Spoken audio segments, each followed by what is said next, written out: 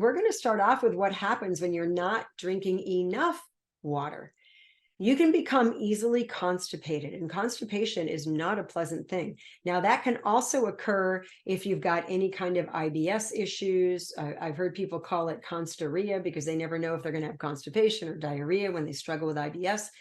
There is also, if you have a low fiber intake, there could be some peristalsis that's sort of being slowed down by medications. There's a lot of other reasons for constipation, but one of the most common reason is not drinking enough water. And your body will try to fight back when you're not consuming enough water, and it will retain water, whatever you drink. I've worked with the elderly, home care and nursing home settings and long-term rehab settings, and I've seen older people who were not drinking enough water.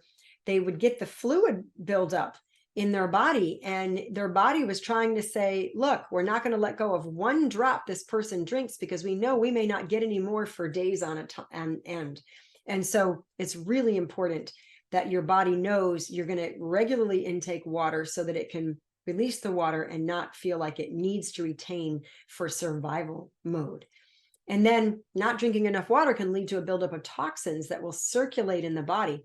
It's sort of like the cells sort of sit in this sludge, and you want to flush that out. You really want to just send in nice fresh water regularly so that the body can cleanse itself on a cellular level.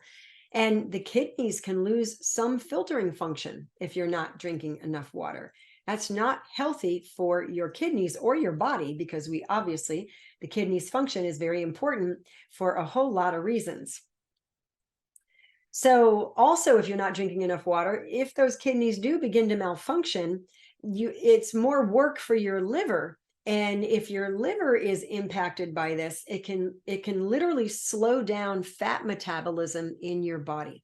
So nobody wants that to happen. And then if you have any kind of allergy or asthma issues, those symptoms can worsen if you're not drinking enough water. You might even experience some flu-like symptoms, be kind of achy, just not feel really well when you're dehydrated. And fatigue. I'll never forget, there was this lovely young woman that I worked with quite a few years back.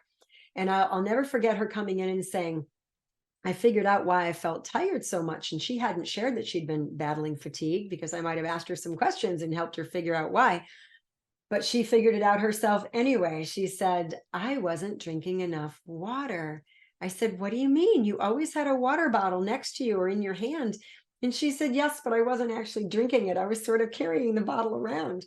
So she realized she started drinking the water and her fatigue dissipated. And she was only 23 years old at the time.